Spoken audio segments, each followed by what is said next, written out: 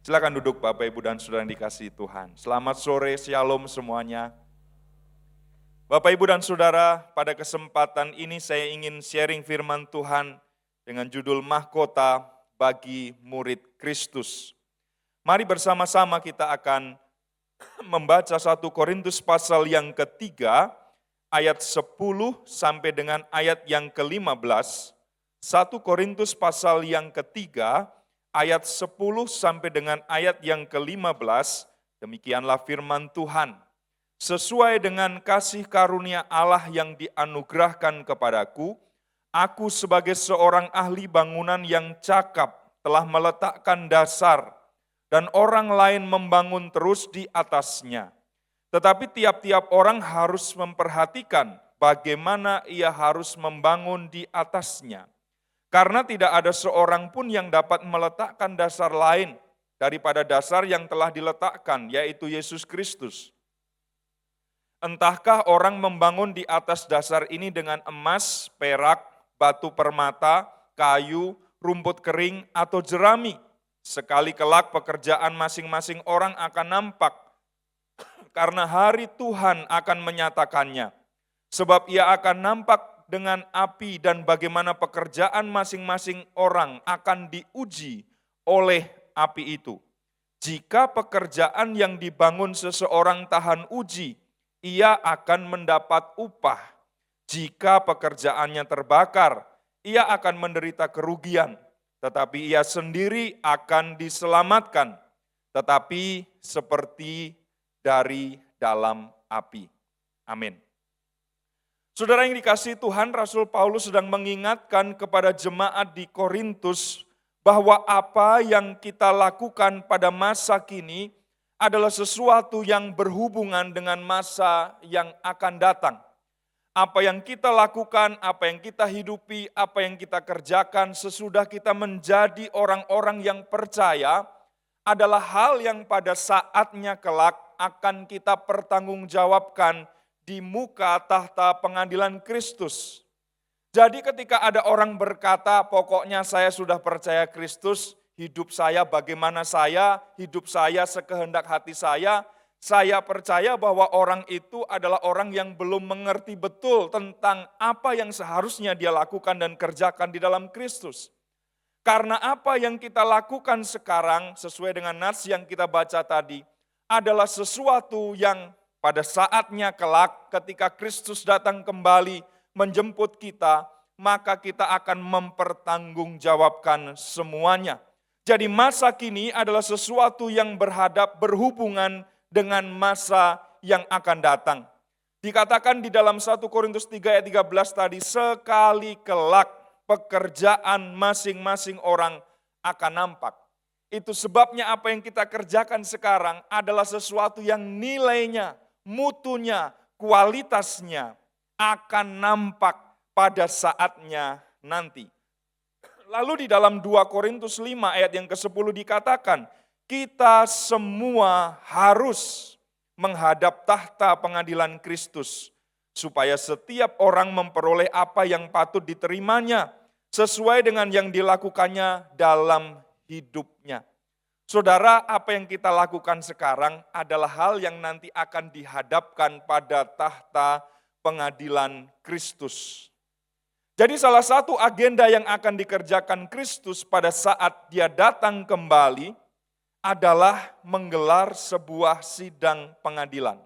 Yang di dalam 2 Korintus 5 ayat 10 tadi disebut tahta pengadilan Kristus.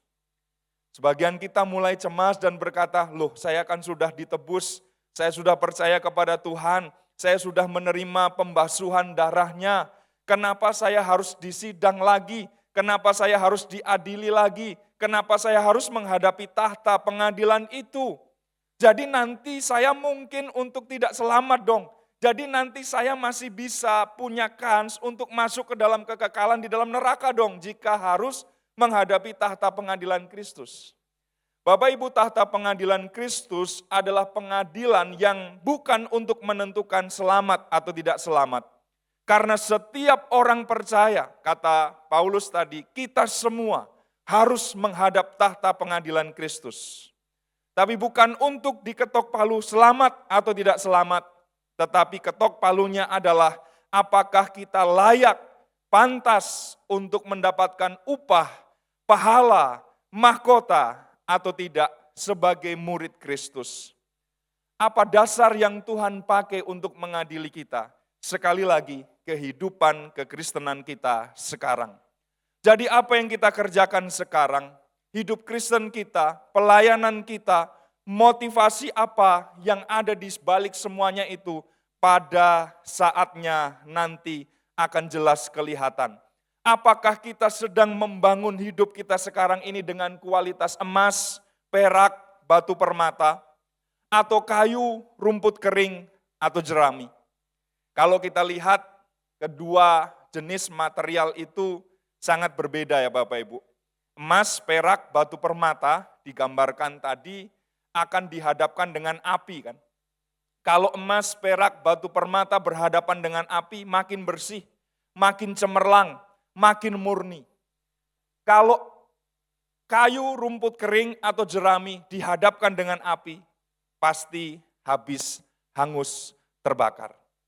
Saudara, digambarkan tadi bahwa pondasinya sama.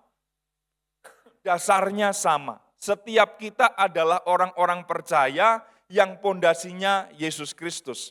Dasarnya Yesus Kristus, tidak ada dasar yang lain. Hanya perbedaannya adalah bagaimana kemudian orang membangun di atasnya. Itulah yang suatu kali kelak akan nampak kualitasnya. Ketika kita didapati sebagai orang-orang yang berkualitas karena membangun hidup kita dengan emas, perak, batu permata, gambaran tentang hal-hal yang mulia, hal-hal yang tulus, hal-hal yang murni, maka kemudian kita layak mendapatkan upahnya. Karena itu mari kita persiapkan diri kita. Mari kita berbuat segala sesuatu, mengerjakan segala sesuatu dengan kesungguhan kita, dengan motivasi yang benar, supaya ketika kita harus bertanggung jawab di hadapan tahta pengadilan Kristus, kita sudah siap sedia. Saudara, kalau hidup kita benar, kita enggak takut menghadapi auditor. Tapi ketika kita belat-belit, ketika ada kesalahan yang kita sembunyikan, ketika ada kecurangan yang kita miliki di dalam kehidupan kita, maka yang kita mau adalah auditor jangan datang. Kalau bisa kita poles dulu semuanya, kita sembunyikan dulu semuanya, baru auditor datang. Tapi kalau orang tidak ada motivasi yang enggak benar di dalam hidupnya, dia akan tenang, dia akan santai berkata, auditor mau datang malam ini, mau datang besok pagi, mau datang minggu depan, enggak ada perbedaannya. Hanya soal waktu saja. Tetapi kesiapanku untuk menghadapi semuanya sudah clear, sudah jelas. Saya percaya kita orang-orang yang menantikan kedatangan Kristus kedua kali sebagai orang-orang yang siap. Yesus mau datang malam ini, Yesus mau datang besok pagi, 2 bulan lagi, 10 tahun lagi, enggak ada persoalan. Karena kita adalah orang-orang yang siap untuk menghadap tahta pengadilan Kristus. Amin saudara. Mari kita bangun sebuah kehidupan yang benar, yang bermutu, yang berkualitas. Sehingga kita menjadi murid-murid Kristus yang layak untuk mendapatkan upah, pahala, mahkota di dalam hidup kita.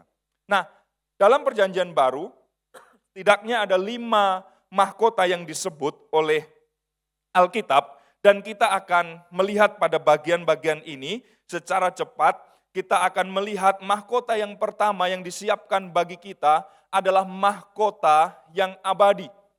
Kita bisa melihat itu di dalam 1 Korintus pasal 9 ayat 24 sampai 27. Ayat-ayat ini nanti bisa Bapak Ibu baca dan dalami lagi, tetapi intinya di dalam bagian itu Rasul Paulus sedang menekankan bahwa kita adalah orang-orang yang seharusnya bertanding di dalam pertandingan iman. Hidup kita digambarkan seperti sebuah pertandingan olahraga. Jadi Alkitab, jadi Tuhan ingin supaya kita ini tidak menjadi penonton. Kita bukan pengamat, tetapi kita semua adalah orang yang turut terlibat masuk di dalam lapangan pertandingan. Dan kalau kita adalah orang-orang yang ada di dalam lapangan pertandingan, maka kita adalah orang yang pada saatnya nanti akan menerima mahkota juara.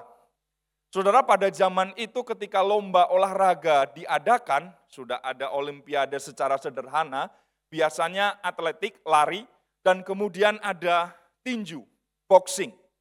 Apa yang menjadi hadiah bagi pemenang? Mahkota yang disemat dari daun. Itulah sebabnya di dalam nas itu Paulus berkata, mereka bertanding untuk mendapatkan mahkota yang dapat layu. Mahkota dari daun ini adalah sesuatu yang hanya bertahan beberapa minggu saja dan sesudahnya pasti akan layu. Tetapi Paulus berkata, kita bertanding dalam pertandingan iman kita untuk mendapatkan mahkota yang abadi.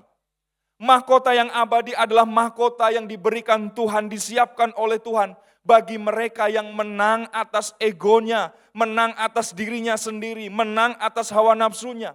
Karena pertandingan yang paling berat bukan melawan orang lain, tetapi melawan diri kita sendiri. Dan itulah yang digambarkan oleh Rasul Paulus tentang bagaimana dia melatih diri, menguasai diri sepenuhnya, supaya pada akhirnya dia didapati oleh Tuhan sebagai seorang petarung yang layak untuk mendapatkan mahkota.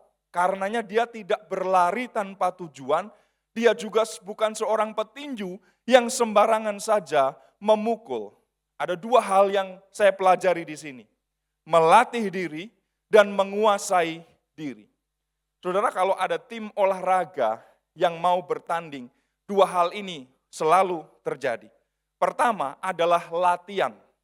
Yang kedua adalah saat di mana tim itu kemudian bertanding. Saya suka bola dan biasanya tim bola ada tempat latihan. Mereka punya stadion atau lapangan atau pusat latihan, training center sendiri. Dan biasanya di tempat latihan itu sedikit sekali orang yang bisa mengakses. Kalau ada wartawan mau melihat para pemain berlatih, biasanya hanya diberi kesempatan sesaat sebentar di awal untuk foto-foto dan kemudian selesai. Pemusatan latihan itu hanya bagi tim, hanya bagi official, hanya bagi pelatih, dan nggak boleh orang lain ada di situ. Karena apa? Mereka sedang membangun sebuah strategi. Mereka sedang melatih dirinya supaya mempersiapkan sebuah pertandingan. Nggak kelihatan orang, tersembunyi, rahasia. Mereka sedang melatih dirinya. Dan sisi yang kedua adalah ketika mereka ada di lapangan. Ketika mereka ada di lapangan, mereka ditonton oleh banyak orang, dan di sanalah kemudian mereka mengaplikasikan apa yang sudah mereka latih di tempat tersembunyi itu. Saudara, bukankah kehidupan rohani kita adalah kehidupan yang seperti itu?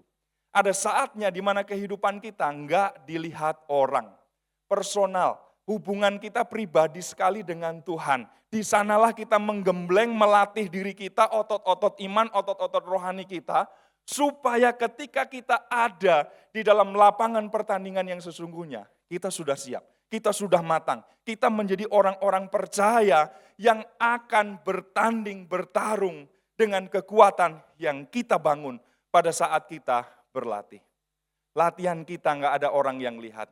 Dan itu bicara soal doa kita, saat teduh kita, pujian penyembahan pribadi kita kepada Tuhan. Ketika kita membangun itu, melatih diri kita, maka kita adalah orang-orang yang kuat ketika kita bertanding di tengah-tengah medan peperangan. Saudara yang dikasihi Tuhan, kadang-kadang orang hanya memikirkan satu hal, menguasai dirinya saja di depan banyak orang, tetapi enggak menguatkan dirinya di dalam latihan. Ada juga orang yang latihan terus-menerus tetapi enggak pernah bertanding. Saya rasa keduanya adalah dua hal yang harus terjadi di dalam kehidupan kita. Pada waktu kita latihan, serius dengan doa kita, mohon kekuatan dari Tuhan, supaya ketika kita ada di dalam pertandingan, kita punya kekuatan untuk menguasai diri kita. Orang yang bertanding selalu harus taat pada aturan. Kalau pertandingan tinju, nggak boleh sembarang memukul. Kalau pertandingan basket, nggak boleh pakai kaki. Kalau pertandingan bola, selain kiper, nggak bisa dia dribbling bolanya pakai tangan.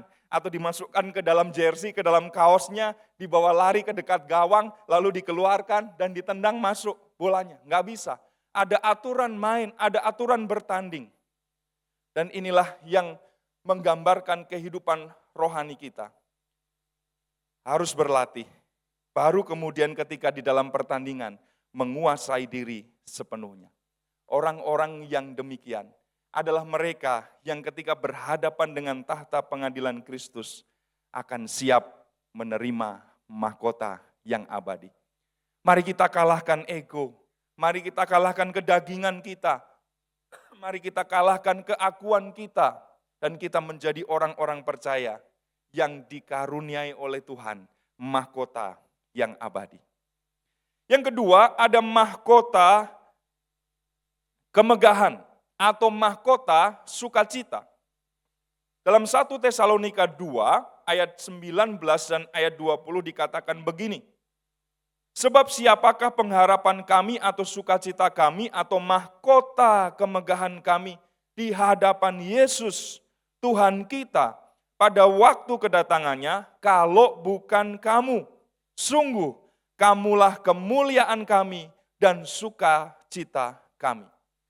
Paulus mengatakan kepada jemaat di Tesalonika bahwa pada waktu kedatangan Kristus kelak, ketika kami berhadapan muka dengan Kristus di dalam sidang pengadilan itu, siapakah yang menjadi alasan bagi kami untuk bermegah, untuk bersukacita, untuk mendapatkan kemuliaan dari Tuhan kalau bukan engkau, jemaat di Tesalonika. Jemaat yang dibangun, jemaat yang dirintis, jemaat yang didewasakan, orang-orang yang dipersembahkan kepada Tuhan adalah mereka yang nanti menjadi alasan bagi kita untuk mendapatkan mahkota kemegahan di dalam pengadilan itu. Karena itu saudara yang dikasihi Tuhan, tahta pengadilan itu akan mengadili kita dan menanyakan kepada kita, apakah kita memuridkan orang, apakah kita membawa jiwa-jiwa, apakah kita mempersembahkan orang-orang atau jiwa-jiwa itu bagi Kristus selama kita hidup di dunia ini. Selama kita menjadi murid Kristus, apakah ada buah-buah yang nyata tentang jiwa-jiwa yang kita persembahkan kepada Tuhan.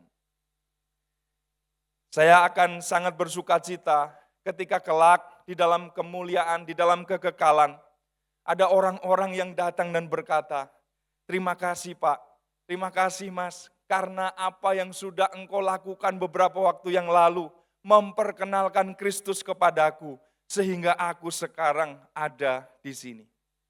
Saya rasa itu adalah sukacita setiap kita juga, ketika kita bisa membawa orang-orang yang tadinya tidak percaya kepada Kristus, belum mengenal Tuhan, bahkan mereka adalah orang-orang terdekat kita, anggota keluarga kita, dan kemudian kita bawa mereka untuk berjumpa secara pribadi dengan Kristus. Sama seperti yang dikatakan oleh Rasul Paulus, siapakah mahkota kemegahan kami di hadapan Yesus Tuhan kita, kalau bukan kamu. Dalam kehidupan kita sekarang, selagi ada kesempatan, mari kita bawa jiwa-jiwa kepada Tuhan. Kita mendengar berita Injil setiap waktu, setiap saat. Kita bisa mendengar tentang Kristus setiap saat di dalam kehidupan kita. Tetapi ada orang-orang di sekitar kita, mereka anggota keluarga kita, orang yang bekerja bersama-sama dengan kita, rekan sekantor kita atau siapapun mereka. Dan satu kali pun mereka belum pernah mendengar tentang Injil. Apakah kita tidak merasa bersalah nantinya, saudara? Kalau kita tidak bicara tentang kebenaran kepada mereka. Karena itu selagi ada waktu, siapapun orang-orang yang Tuhan hadirkan di dalam komunitas kita, mari kita pakai sebagai sebuah kesempatan untuk membawa mereka kepada pengenalan akan Kristus. Tuhan akan menolong kita untuk berbicara. Setidaknya kalau kita belum mampu berbicara, tunjukkan kesaksian hidup kita yang baik, kesaksian hidup kita yang benar, sehingga orang akan melihat Kristus di dalam kita. Sehingga kita menjadi surat Kristus yang terbuka ketika orang melihat hidup kita. Mereka sedang melihat Kristus yang berkarya di dalam kita. Ketika mereka melihat kita, mereka akan kagum dengan kebaikan Kristus, dengan kasih Kristus, dengan kepedulian Kristus yang dikerjakannya melalui kita. Kita mungkin bukan orang yang fasih lidah berbicara tentang A sampai Z, kebenaran Injil. Tetapi Injil yang sejati juga ditulis dalam hidup kita dan kita presentasikan kepada orang lain melalui kebaikan kita, melalui pertolongan yang kita berikan, melalui kepedulian yang berdampak buat mereka. Itu sebabnya mari kita bawa dan persembahkan jiwa-jiwa bagi Tuhan. Karena ketika kita membawa jiwa-jiwa bagi Tuhan, kita sedang mempersiapkan diri untuk mendapatkan mahkota sukacita, mahkota kemegahan yang disiapkan Tuhan bagi setiap kita. Sampai hari ini, berapa jiwa yang kita bawa kepada Tuhan? Berapa jiwa yang sudah kita persembahkan bagi kemuliaan namanya? Mari kita terus merenungkan ini di dalam kehidupan kita. Karena orang-orang yang demikian akan mendapatkan mahkota kemegahan. Yang ketiga, mahkota apa yang Tuhan siapkan bagi kita, murid-muridnya? Mahkota kebenaran. Dalam 2 Timotius 4, ayat yang ke-6 sampai dengan ayat yang ke-8, ditulis demikian. Mengenai diriku, darahku sudah mulai dicurahkan sebagai persembahan dan saat kematianku sudah dekat. Aku telah mengakhiri pertandingan yang baik, aku telah mencapai garis akhir, dan aku telah memelihara iman. Sekarang telah tersedia bagiku mahkota kebenaran yang akan dikaruniakan kepadaku oleh Tuhan, Hakim yang adil pada harinya. Tetapi bukan hanya kepadaku, melainkan juga kepada semua orang yang merindukan kedatangannya. Saudara, 2 Timotius adalah surat yang terakhir yang ditulis oleh Paulus sebelum dia menghadapi eksekusi. Sejarah gereja menyebut bahwa Paulus mati dipenggal oleh pemerintahan Roma. Dan surat inilah surat terakhir yang ditulis kepada Timotius. Dan di dalam ayat yang ke-6 sampai 8 dikatakan tadi bahwa darahku sudah mulai dicurahkan. Saat kematianku sudah sangat dekat. Aku telah memelihara iman, aku telah sampai pada garis finish, aku telah bertanding dengan baik, dan karena itu Tuhan sekarang menyediakan bagiku mahkota kebenaran. Jadi mahkota kebenaran adalah mahkota yang disiapkan oleh Tuhan bagi mereka yang setia sampai akhir. Bagi mereka yang terus berjuang, terus bertanding sampai garis finish. Bagi mereka yang tetap percaya kepada Yesus di tengah-tengah segala macam pergumulan yang ada, di tengah-tengah segala godaan yang datang, tetapi mereka tetap memegang teguh imannya kepada Kristus. Beberapa waktu yang lalu ada brand minuman yang menyelenggarakan lomba lari di Bandung. Dan lomba lari itu berlangsung pada hari Minggu pagi. Ketika berangkat ke Hyper Square, ke gereja, saya melihat lomba lari itu, dan kemudian ada beberapa peserta yang ketika ikut lomba lari itu, saudara, mampir-mampir. Karena di samping kanan kiri di sepanjang jalan itu banyak orang yang dagang. Mampir beli batagor, mampir beli es cendol, mampir beli ini, mampir beli itu. Saya yakin orang yang mampir-mampir itu nggak akan sampai ke garis finish dan tidak akan pernah mendapatkan gelar juara. Saudara, hanya orang yang bertanding sampai akhir, memelihara iman, setia sampai garis finish, mereka yang layak untuk mendapatkan mahkota kebenaran. Kehidupan kekristenan kita bukanlah kehidupan yang mudah, bukan kehidupan yang sederhana. Kita lewati dengan berbagai macam tantangan dan pergumulan. Sama seperti apa yang dialami oleh Rasul Paulus. Bapak Ibu bisa melihat 2 Korintus 11 untuk melihat betapa perjuangan menjadi murid Kristus itu betul-betul dihadapi oleh Rasul Paulus.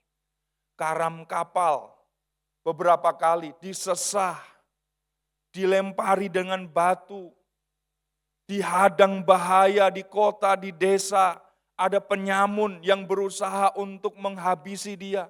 Dan dengan berbagai macam tantangan dan pergumulan yang lain. Tetapi dia mengatakan di dalam surat terakhirnya itu, aku telah memelihara iman. Aku bertanding sampai garis akhir. Demikianlah kita juga dipanggil untuk bertanding di dalam pertandingan iman kita. Dan biarlah kita didapati oleh Tuhan menjadi orang-orang yang setia sampai akhir.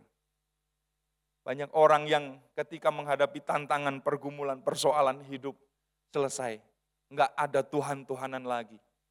Tuhan, katanya ikut Engkau enak, katanya ikut Engkau bakal mudah, katanya ikut Engkau sehat terus, enggak pernah sakit, katanya ikut Engkau enggak pernah bangkrut. Tapi nyatanya inilah kenyataan yang kuhadapi. Udahlah, aku enggak mau percaya lagi kepadamu, aku enggak mau lagi ikut Engkau. Di luar sana, di dunia sana jauh lebih enak. Itulah sebabnya kemudian orang-orang itu meninggalkan Tuhan. Tapi kita belajar sore hari ini, ada mahkota kebenaran, ada pahala yang Tuhan siapkan, ada upah yang Tuhan siapkan bagi setiap kita yang mengakhiri pertandingan dengan baik. Mari menjadi orang-orang percaya yang setia sampai akhir. Dihajar dengan berbagai macam pergumulan, menghadapi pencobaan-pencobaan kehidupan, tapi terus berjalan, terus berlari, terus berjalan, sampai akhirnya Tuhan mengatakan, baik sekali perbuatanmu, hai hambaku, engkau layak mendapatkan mahkota yang kusiapkan bagimu. Saudara, mari terus bertanding, mari terus berjuang, mari terus memelihara iman kita, jangan sampai digugurkan oleh apapun, karena ada mahkota yang Tuhan siapkan. Tetapi yang kedua juga disiapkan bagi mereka yang menantikan kedatangannya kedua kali. Sekedar menantikan kedatangannya kedua kali kok dapat mahkota. Kalau kita lihat ini sesuatu yang sederhana, kalau kita lihat ini sesuatu yang lebih mudah, enggak juga saudara. Orang yang menantikan kedatangan Kristus pasti adalah orang yang betul-betul siap. Orang yang betul-betul mempersembahkan sesuatu yang kudus, yang murni, yang suci di hadapan Tuhan. Yang berani berkata, Maranatha, ya Tuhan datanglah segera. Kalau kita kebanyakan akan berkata, kalau boleh Tuhan, datangnya nanti 100 tahun lagi. Sesudah saya siap betul-betul, kalau sekarang saya belum siap Tuhan. Jangan buru-buru datang. Tapi orang yang betul-betul menantikan kedatangan Tuhan, yang berkata seperti Paulus berkata, Maranatha, yang seperti Yohanes katakan dalam Wahyu, ya Tuhan datanglah segera, adalah mereka yang betul-betul mempersiapkan dirinya. Karena itu menantikan kedatangan Kristus yang kedua kali, layak, pantas, dimahkotai dengan mahkota kebenaran.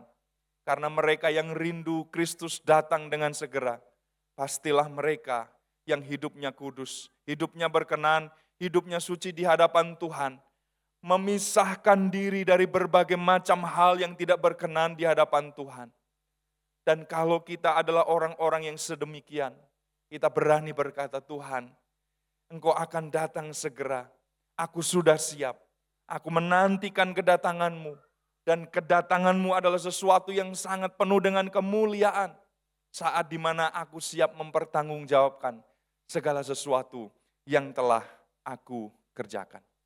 Saudara, tersedia mahkota kebenaran bagi setiap kita yang mengakhiri pertandingan dengan baik, yang menantikan kedatangannya. Mahkota abadi, mahkota kemegahan, mahkota kebenaran. Yang keempat, ada mahkota kehidupan yang disiapkan Tuhan bagi murid-murid Kristus yang bertahan di dalam pencobaan dan tetap mengasihi Dia.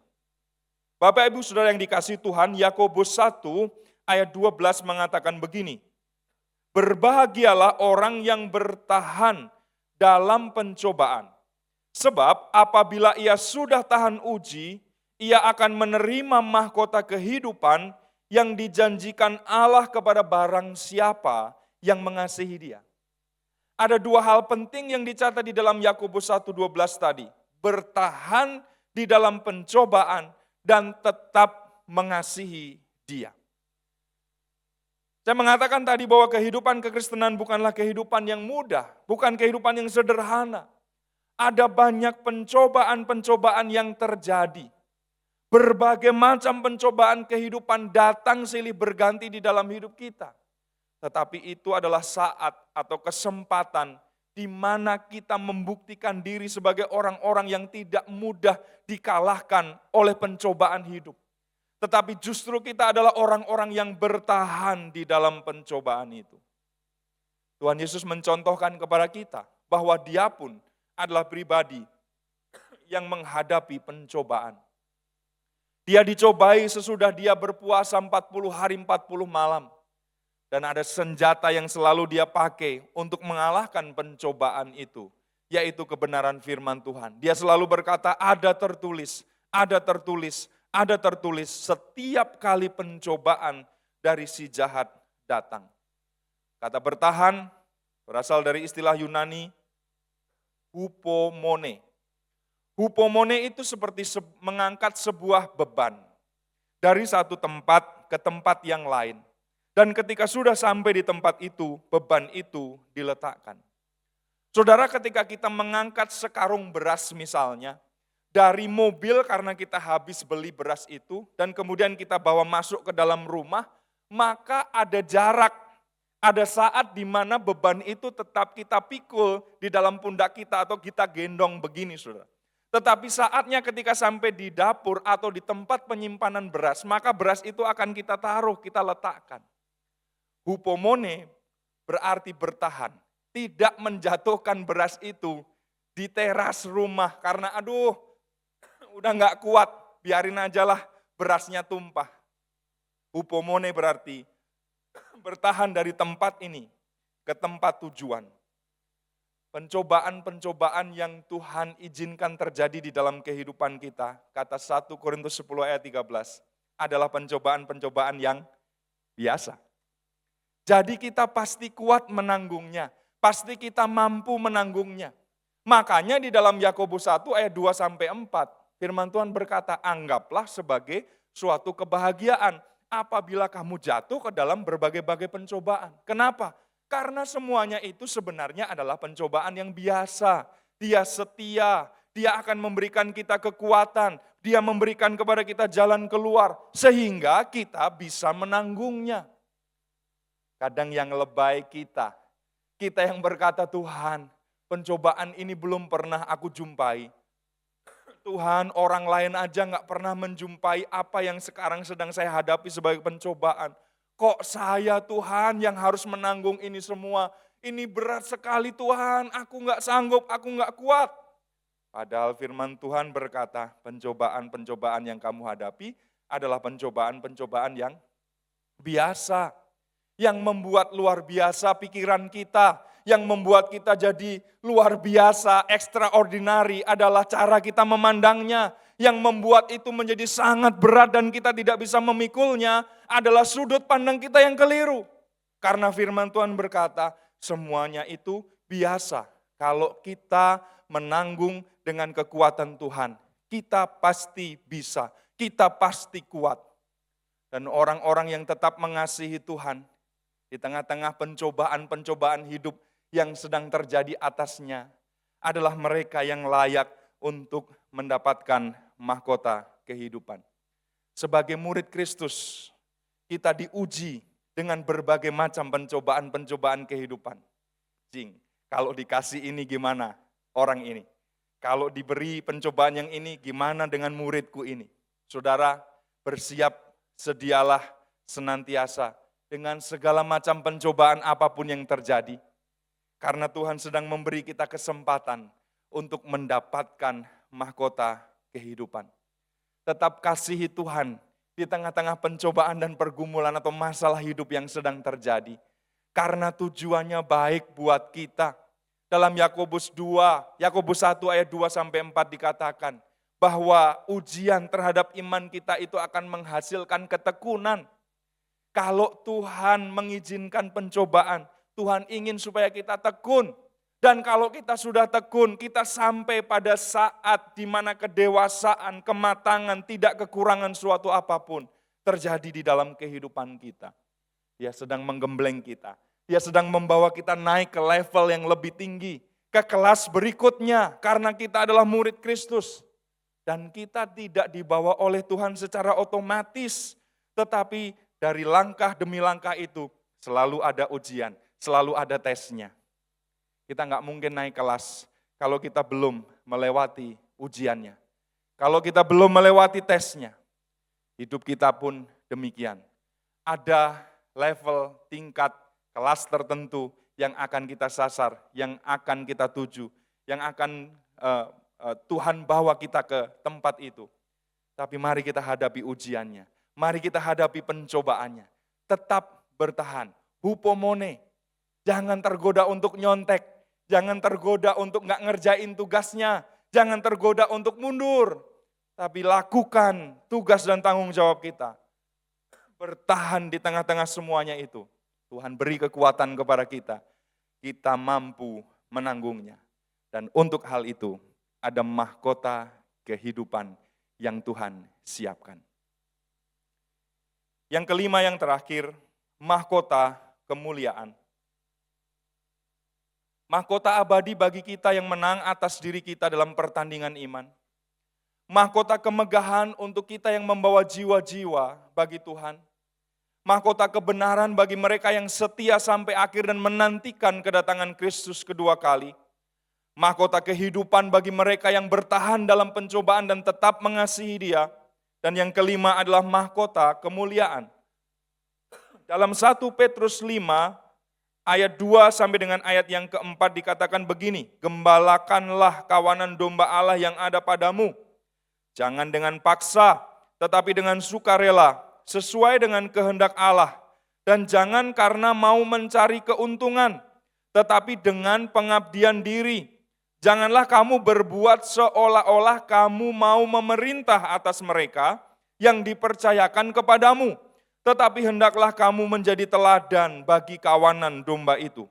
Maka kamu apabila Gembala Agung datang, kamu akan menerima mahkota kemuliaan yang tidak dapat layu. Ada mahkota kemuliaan yang Tuhan siapkan bagi mereka yang menggembalakan kawanan domba Allah. Wah, Om Julius dan Pak Rubin otomatis dapat. Tidak juga saudara, karena ada syarat-syarat yang dinyatakan di dalam bagian itu tadi. Wah, saya nggak punya jabatan penggembalaan, saya nggak mungkin akan dapat. Saya percaya bahwa di dalam hidup kita masing-masing ada kapasitas penggembalaan. Kalau kita kepala rumah tangga, maka istri, anak-anak, seluruh anggota keluarga adalah domba-domba gembalaan yang Tuhan percayakan kepada kita. Kalau kita adalah pembimbing sekolah minggu, guru sekolah minggu, maka anak-anak sekolah minggu itu adalah domba-domba gembalaan yang Tuhan percayakan kepada kita. Kalau kita adalah pemimpin kelompok sel, maka anggota komsel kita adalah domba-domba kawanan domba gembalaan yang Tuhan percayakan kepada kita. Jadi pada dasarnya di dalam hidup kita masing-masing ada kapasitas penggembalaan itu dan kita punya kesempatan yang sama untuk mendapatkan mahkota kemuliaan. Kita seorang pemimpin di kantor, kepala bidang di kantor dan kita membawahi beberapa orang di situ. Kita juga punya karena kita mengembalakan mereka. Tetapi ada syarat, apakah kita menggembalakan sesuai dengan standar yang Tuhan tetapkan atau tidak. Ada syarat-syarat yang kita bisa lihat, mereka akan mendapatkan mahkota kemuliaan. Kalau pertama, mereka menggembalakan bukan dengan paksa, tetapi dengan kerelaan. Aduh, jadi PKS sebenarnya nggak mau, tapi karena disuntrungkan, dipaksa, didorong oleh pemimpin saya, makanya saya jadi pemimpin kelompok sel. Padahal saya sebenarnya nggak mau. Orang yang menggembalakan dengan paksa adalah mereka yang nggak akan mendapatkan mahkota. Tapi kalau kita melakukan itu dengan kerelaan, inilah syarat pertama yang akan kita lakukan untuk memiliki mahkota kemuliaan. Syarat yang kedua bukan untuk mencari keuntungan. Tetapi wilayah penggembalaan itu adalah tempat di mana kita mengabdikan diri kita. Menggembalakan dengan pengabdian bukan untuk mencari keuntungan. Keuntungan kita pribadi mungkin kita pikirkan ketika kita ada di dalam penggembalaan. Tetapi kita akan kehilangan kans untuk mendapatkan mahkota kemuliaan kalau kita melakukannya. Yang penting saya yang diuntungkan. Gak peduli jemaat yang saya gembalakan itu mau gimana. Tapi saya mendapatkan keuntungan dari dalamnya. Saya percaya orang yang sedemikian tidak akan mendapatkan mahkota kemuliaan. Dan yang ketiga syaratnya adalah bukan memerintah dengan telunjuk, tetapi yang memimpin menggembalakan mereka dengan keteladanan. Saudara, pemimpin-pemimpin dunia menjadi bos, menggunakan telunjuknya untuk memerintahkan kerjakan ini, kerjakan itu, kerjakan ini, kerjakan itu. Lalu dia menjadi orang yang paling enak, nyaman, tinggal ongkang-ongkang kaki. Tetapi penggembalaan adalah tempat di mana orang seharusnya memberikan teladan. Teladan berbicara lebih keras, lebih banyak daripada omongan-omongan, perintah-perintah yang dilakukan. Dan inilah syarat yang kemudian disampaikan oleh Tuhan kalau kita mau mendapatkan mahkota kemuliaan. Saudara, mari kita berpikir. Dari kelima mahkota yang Tuhan siapkan ini, mana yang sudah kita yakin pasti dapatkan di dalam kehidupan kita? Kalau kita merasa masih belum, masih jauh, ini waktunya bagi kita untuk terus meningkatkan diri kita sebagai murid-murid Kristus. Karena ada waktu di mana tahta pengadilan Kristus menjadi sidang pengadilan bagi kita. Kita sedang mempertanggungjawabkan skripsi atau tesis kita di hadapan Tuhan. Dan Tuhan akan menyatakan apakah hidup kita layak menerima kemuliaan atau tidak. Saya mengundang pemain musik. Mungkin saudara berkata, lalu mahkota itu nanti gimana? Apakah saya akan, kalau saya dapatkan kelima-limanya, saya akan pakai giliran satu demi satu setiap hari? Saya percaya bahwa mahkota yang dimaksud adalah sesuatu yang menggambarkan tentang kepuasan, tentang reward, tentang penghargaan. Saudara, kalau kita mendapatkan gelar juara, yang paling penting itu announcement-nya, pernyataan bahwa kita adalah pemenangnya, atau selembar sertifikatnya, saudara.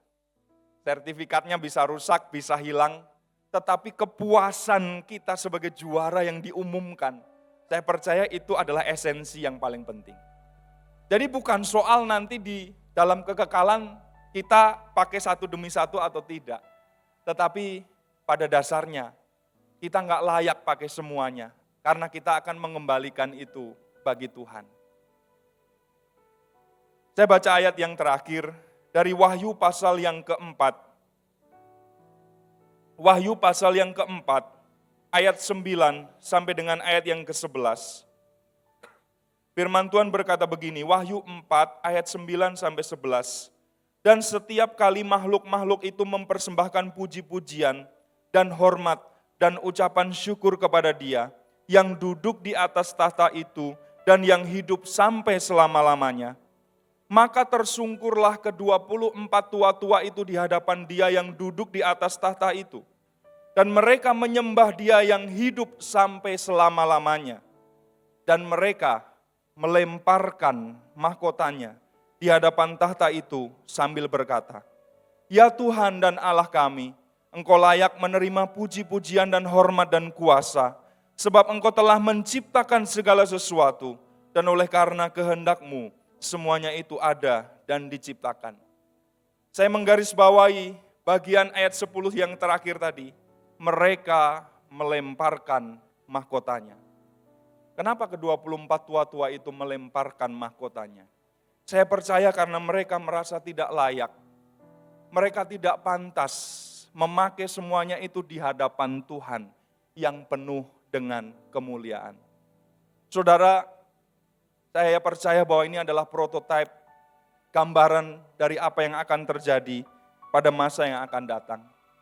Ketika kita selesai dengan tahta pengadilan Kristus, dan kemudian kita mendapatkan mahkota-mahkota yang dijanjikannya, kita akan berdiri di hadapan tahta Kristus dan berkata, saya enggak layak dengan semuanya ini Tuhan. Hanya Engkau yang pantas, hanya Engkau yang layak. Dan kita melemparkan itu bukan karena kita tidak hormat, kita melemparkan itu sebagai sebuah persembahan kepada Tuhan. Karena hanya Dia yang layak untuk menerima kuasa, pujian, hormat, pengagungan, segala hal yang ada di dalam kehidupan kita. Alangkah canggungnya ketika semua orang percaya melemparkan mahkotanya, menghormati Tuhan, menghargai Tuhan. Dan kita yang gak serius dengan hidup Kristen kita, ketika menghadapi tata pengadilan Kristus kita gak dapat apa-apa. Karena kita melakukan segala sesuatu dengan kayu, rumput kering, apalagi jerami, terbakar habis. Kita memang diselamatkan tetapi seperti keluar dari dalam api, menderita kerugian. Ketika semua orang bersujud melemparkan mahkota, gak ada sesuatu pun yang kita persembahkan kepada Tuhan. Sore hari ini mari kita belajar bersama-sama. Mari kita bertanya kepada diri kita masing-masing. Apa yang bisa aku persembahkan kepadamu?